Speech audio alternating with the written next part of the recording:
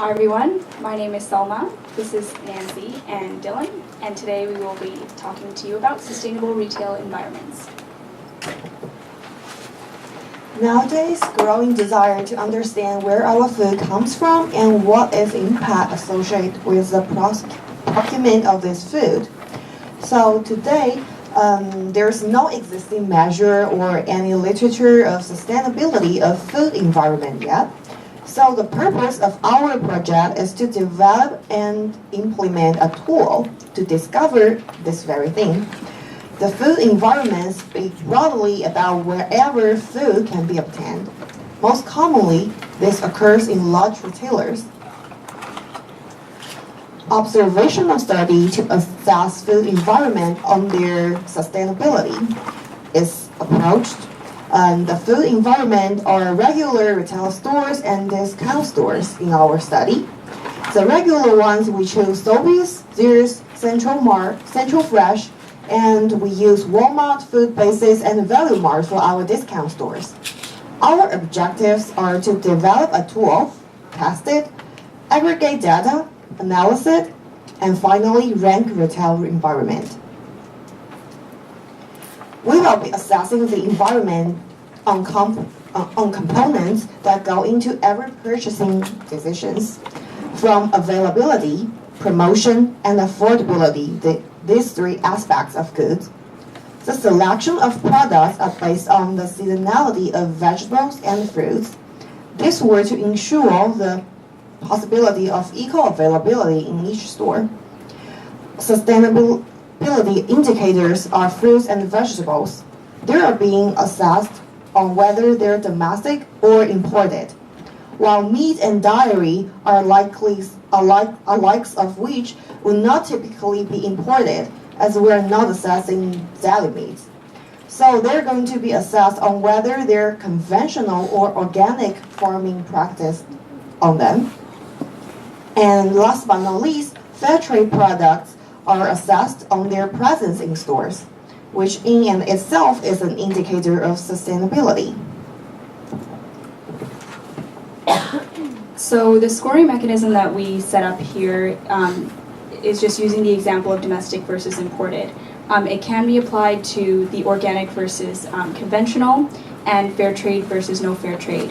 So just to explain a little bit about it, you see here if a domestic food is more available than an imported food, it receives a point, and vice versa, it would receive no point. This is the same for promotion. However, the promotion of imported foods, if there was none present, then it would also be awarded a point because this is a good thing. Pricing was conducted in using a vertical comparison between higher versus lower prices for domestic versus imported foods, as well as organic versus conventional and fair trade. So fair trade was actually given a point if it was just there, because this is under the assumption that, of course, this would be the only good that the consumer could obtain at that retailer, and also people generally will be more willing to pay for higher priced goods if they are fair trade. So moving on, the scoring mechanism that we set up here was applied to every retail environment. And the assessment took place based on assigning points from the surveys that you can see that are circulating at this moment in time. The points were then converted into percentages and then translated into a letter grade from A+ to F-, which is a fairly universal mechanism to allow consumers to understand exactly how sustainable the retail environments actually are.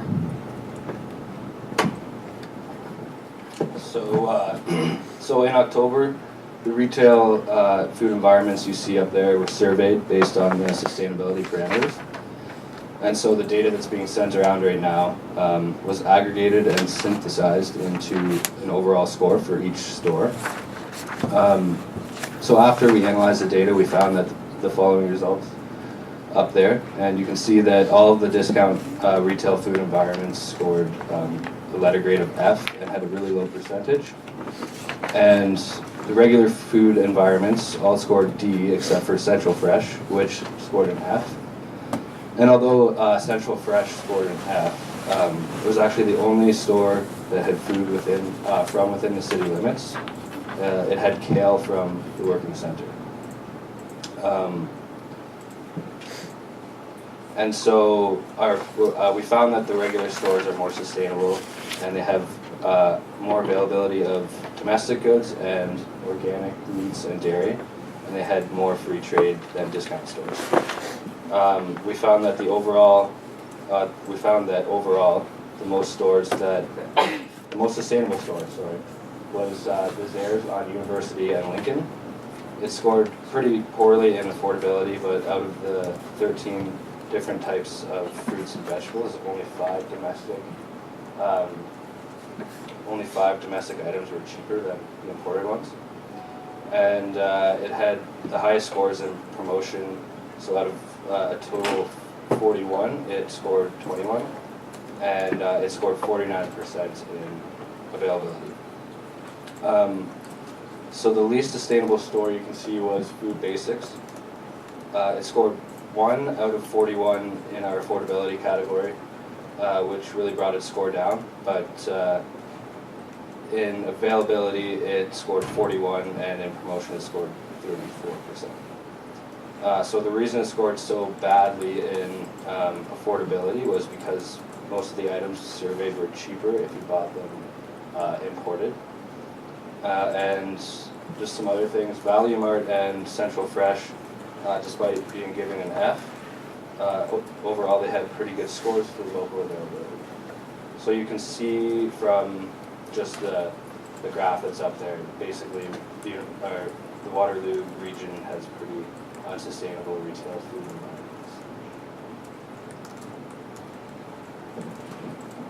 environments. So discussing a little bit about the limitations. They were vast when we were assessing these actual retail environments. And as Nancy had stated, there is no existing literature addressing how to go about assessing retail environments based on their sustainability. So this was very pronounced when we actually got into the retail environments, because we were able to see exactly how many variables needed to be taken into consideration when doing this type of assessment. So here is an example of the metrics. Metrics were a little bit of an obstacle because you're looking at, especially with produce, bunches and bulks of various products. And so comparing a bunch of 3 broccolis to 3 broccolis, we tried to do that, the one-to-one comparison. However, stock was an issue that we dealt with. If something was not available because it ran out, then a way to kind of overcome that balance was, overcome that obstacle was to address the actual management or produce people and ask them when their shipments come in. We also looked at brands, which do affect pricing. A name brand versus a store brand, they would be priced quite differently. The issue of locality needed to be addressed.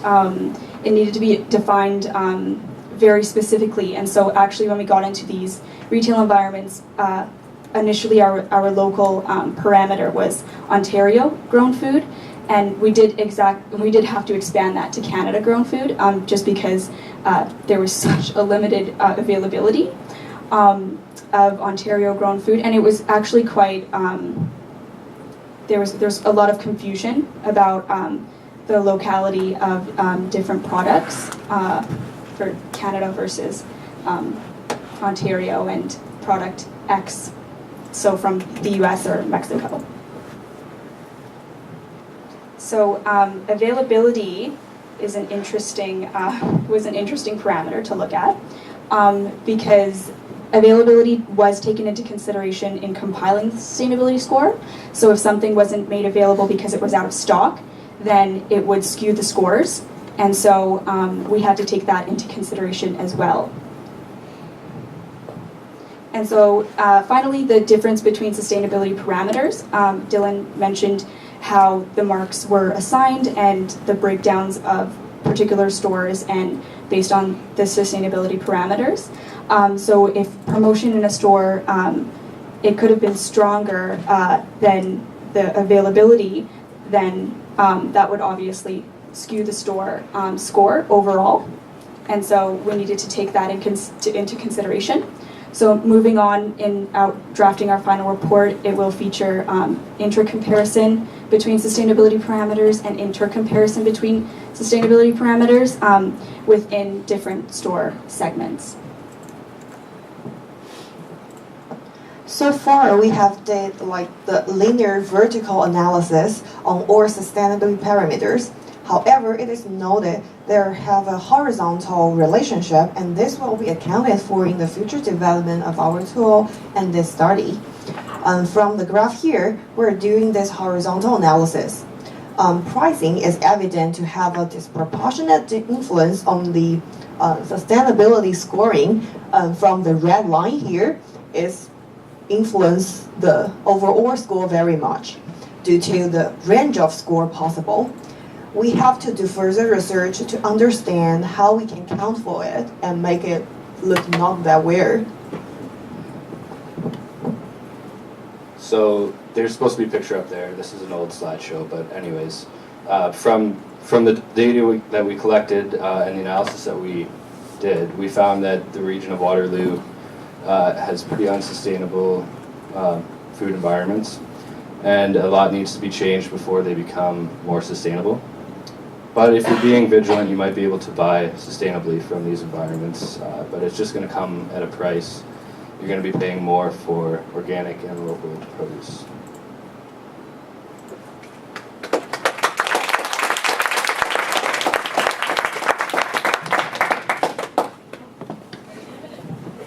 Any questions? Do you think that if you had completed this research project during a different time of the year, the stores would have better ratings because of availability? So we've actually taken into consideration, as Nancy stated, the seasonal availability of food. So the actual products that we selected, as you can see on the surveys that are circulating, was based on the capacity for it to be produced in Canada versus it to be imported.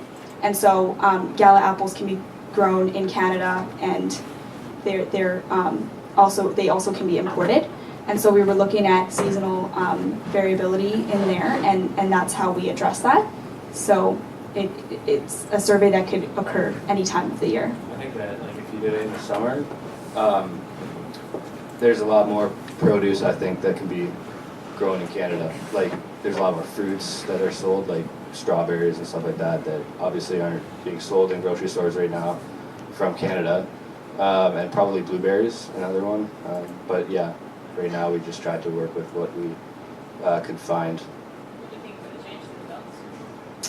I think that it might have a little bit, but there still would have been imported strawberries and imported blueberries and all that. So, and they're normally cheaper. So did you folks consider looking at any of the local markets, like Eating Well Organically, or any of the other Goodness Me, or another retailer that focuses on sustainability to have a comparison? We did not. Yeah, we choose regular grocery stores and Discount ones that are the big retailers we can find easily in Waterloo region, and I think in other cities as well. Additionally, if we did actually take into consideration foods that produce sustainably grown products, that would sort of skew the data in the sense that if we had consideration of those retailers, then we would be capturing a certain market that is driven towards sustainably grown food. Yeah, and so my point is, though, those markets are there, and there's more and more of them all the time. So it would be it doesn't just take away at all from what you folks have done, but it would be interesting to see that comparison, because it drives some of the conversation about where to go. It'd be a good thing to include into future studies. But not when you only have a month. Yeah. Good job.